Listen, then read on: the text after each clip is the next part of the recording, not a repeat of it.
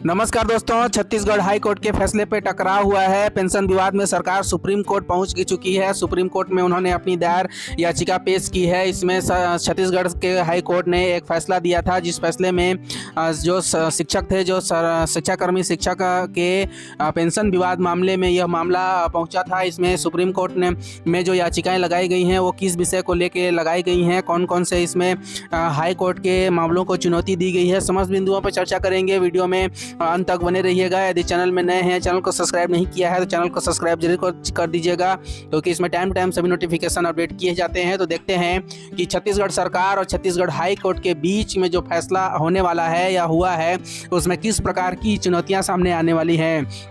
क्या सरकार high court के फैसले को मानने से इनकार कर रही है और हाई कोर्ट के फैसले को चुनौती देके वो सुप्रीम कोर्ट क्यों जा रही है, समस्त चीज़ों पर चर्चाएं करेंगे, बिंदुवार चर्चाएं करेंगे। तो स्पष्ट रूप से वीडियो में जानकारी देने वाले हैं। छत्तीसगढ़ हाई कोर्ट के फैसले पर टकराव हुआ है। पेंशन विवाद में सरकार सुप्रीम कोर्ट पहुंच चुकी है। तो शिक्षकों ने अपनी भी एक निर्णय दिया कि शिक्षकों ने कहा है कि निर्णय की गलत व्याख्या हो रही है। मतलब जब सरकार सुप्रीम कोर्ट पहुँच रही है तो शिक्षकों ने भी कहा है कि इसमें जो निर्णय की गई है उसकी गलत व्याख्या हो रही है, जीत हमारी होगी, ऐसा शिक्षकों का मानना है। सरकार ने सुप्रीम कोर्ट में अपील की है। अब देखते हैं किस प्रकार की अपील छत्तीसगढ़ सरकार ने की है। छत्तीसगढ़ हाई कोर्ट बिलासपुर में दायर याचिका परमेश्वर प्रसाद जायसवाल एवं अन्य बनाम छत्तीसगढ़ जो शासन में है। सरकार हार के बाद सुप्रीम कोर्ट गई। मतलब कि जो इसमें याचिका लगी थी हाई कोर्ट में, जिसमें शिक्षाकर्मियों के संविलियन के मामले में यह याचिका लगाई गई थी। शिक्षाकर्मियों का कहना था कि जब से वे नियुक्ति हुई थी, यानी कि नौकरी में जब से आए थे, उसी समय से पेंशन के लिए सेवा की गणना की जाए, जिससे सभी शिक्षाकर्मी यानी सभी शिक्षक जो है वो पेंशन के लिए पात्र हो जाएंगे। लेकिन छत्तीसगढ़ सरकार का कहना था कि संविलियन के बाद की सेवा अवधि की गणना ही की जाएगी, उसी से पात्र जितने भी कर्मचारी होंगे उन्हीं को पेंशन में पात्र किया जाएगा, क्योंकि पेंशन के लिए 12 से 15 साल की अवधि सेवा अवधि पूर्ण होना चाहिए, तभी वो पेंशन के पात्र होंगे।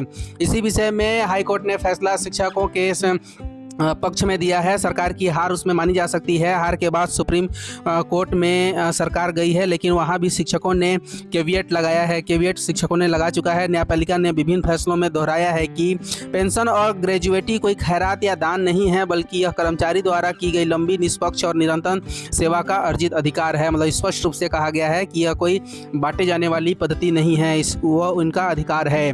जो संविधान के अनुच्छेद 300A के तहत संपत्ति का अधिकार भी है। संवर्ग बदलने से सेवा पुरानी से अमान्य नहीं होगी। इसमें महत्वपूर्ण फैसला देते हुए छत्तीसगढ़ के शिक्षक LB संवर्ग ने लगभग 1,60,000 कर्मचारियों ने पेंशन निर्धारण और सेवा गणना को लेकर विवाद गहराया हुआ है। मतलब यह विवाद अभी वर्तमान में स्पष्ट रूप से गहराई हुई है, क्योंकि वर्तमान में छत्तीसगढ़ के जितने भी शिक्षक कर्मचारी जो अभी वर्तमान में LB के रूप में बनाए गए हैं, उन्होंने सेवा गणना को लेकर स्पष्ट रूप से निर्णय कहा है कि हमारी सेवा गणना हमारी प्रथम नियुक्ति से की जाए, न कि जो शिक्षाकर्मी के रूप में बहाल हुए वहाँ से की जाती है। क्योंकि छत्तीसगढ़ सरकार ने उनकी जो पेंशन की गणना की वो संविलियन के बाद से गणना की, जिससे बहुत से कर्मचारी प्रभावित हो रहे थे, जिनको पेंशन की पात्रता में आंका नहीं गया था। इसी पक्ष को लेकर सभी शिक्षक साथियों ने हाई कोर्ट में याचिका पेश की थी, जिसमें हाई कोर्ट में स्पष्ट रूप से कही जा सकती है कि सरकार वहाँ से फैसले में हार चुकी है। इसके बाद सरकार ने सुप्रीम कोर्ट में याचिका दायर की और वहाँ में भी स्पष्ट रूप से कहा है कि यह शिक्षकों का अधिकार है, न कि किसी भी प्रकार की देने वाली कोई विशेष पद्धति है। छत्तीसगढ़ राज्य सरकार द्वारा शिक्षकों के दावों को खारिज किए जाने के बाद यह मामला सुप्रीम कोर्ट पहुंच गया है। वहीं शिक्षकों ने शासन के इस कदम पर तीखी प्रतिक्रिया देते हुए कहा है कि निर्णय की गलत व्याख्या की जा रही है और अंततः जीत उनकी ही होगी। स्पष्ट रूप से यह बात कह दी गई है। सरकार के अनुसार 1998 नहीं 2018 से होगी सेवा गणना। मतलब छत्तीसगढ़ सरकार का कहना है कि जो प्रथम नियुक्ति की गई थी 1998 में, वहाँ से गणना ना करके गणना की जा रही है 2018 से, जिसमें बहुत से जो शिक्षक साथी हैं वे प्रभावित हो रही हैं, जिनकी जीवन यापन के लिए पेंशन एक विशेष पद्धति मानी जा सकती है, ताकि वे अपनी जीवन काल में जितनी भी सेवाएं दी है उसी सेवाओं का जो अंश के रूप में पेंशन के रूप में मिलता है वही उनका जीवन यापन का मुख्य आधार होता है। लेकिन सरकार इसे मानने से चूक रही है। 1 जुलाई 2018 से मानी जाएगी सेवा अवधि, ऐसा सरकार का कहना है कि सेवा अवधि 1 जुलाई 2018 से ही मानी जाएगी, इसी से पेंशन की गणना की जाएगी। इसमें जितने भी कर्मचारी पात्र होंगे उन्हीं कर्मचारियों को पेंशन की पात्रता होगी, अन्य कर्मचारी इससे छूट जाएंगे। स्कूल शिक्षा विभाग ने आधिकारिक आदेश जारी कर स्पष्ट कर दिया है कि शिक्षकों की प्रथम नियुक्ति शिक्षाकर्मी के रूप में हुई थी कि तिथि से सेवा गणना का लाभ जो है नहीं मिलेगा, सेवा गणना का प्रथम लाभ उनको नहीं दिया जाएगा। यानी नियुक्ति जब से हुई थी उस अवधि से उनकी सेवा गणना नहीं की जा रही है, बल्कि 1 जुलाई 2018 से की जा रही है। संविलियन की तिथि यानी 1 जुलाई 2018 ही कट ऑफ डेट रहेगी, मतलब एक डेट निर्धारित कर दी गई छत्तीसगढ़ सरकार के द्वारा कि 1 जुलाई 2018 से ही गणना की जाएगी। उनकी प्रथम नियुक्ति जो शिक्षाकर्मी के रूप में हुई थी उस रूप में नहीं की जाएगी। शासन के अनुसार शासकीय सेवा में आने से पूर्व के किसी भी दावे को भूत लक्ष्य प्रभाव से स्वीकार नहीं किया जा सकता। इसमें स्पष्ट रूप से हाई कोर्ट ने निर्देश देते हुए कहा है कि हाई कोर्ट के निर्देश पर हुआ था यह निर्णय। यह पूरा मामला छत्तीसगढ़ हाई कोर्ट बिलासपुर में दायर याचिका परमेश्वर प्रसाद जायसवाल एवं अन्य बनाम छत्तीसगढ़ शासन से जुड़ा है। हाई कोर्ट ने 23 जनवरी 2026 को शासन को निर्देश दे दिया था कि इस मामले में सहानुभूतिपूर्वक और संवैधानिक पहलुओं को ध्यान में रखते हुए तर्कसंगत निर्णय ले।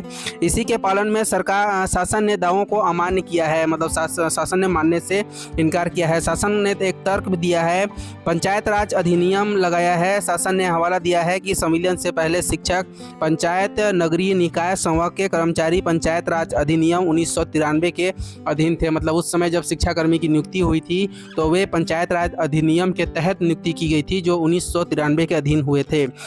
नियंत्रण और अनुच्छेद 309 के अनुसार होते हैं। एक कर्मचारी पूरी तरह जिला या जनपद पंचायत के नियंत्रण में थे और संविलियन से पूर्व भारतीय संविधान के अनुच्छेद 309 के तहत शासकीय सेवक की श्रेणी में नहीं आते थे। मतलब सरकार ने स्पष्ट रूप से ये एक अपनी निर्णय दी है। नियंत्रण और अनुच्छेद 309 के अनुसार उन्होंने बोला है कि ये जो कर्मचारी थे जनपद पंचायत के नियंत्रण में थे, मतलब जनपद पंचायत उनका निगरानी करता था और संविलियन के पूर्व भारतीय संविधान के अनुच्छेद 309 के तहत शासकीय सेवक की श्रेणी में नहीं आते थे। मतलब उनको शासकीय सेवक मानने से स्पष्ट इनकार किया गया था कि वे शासकीय सेवक नहीं हैं।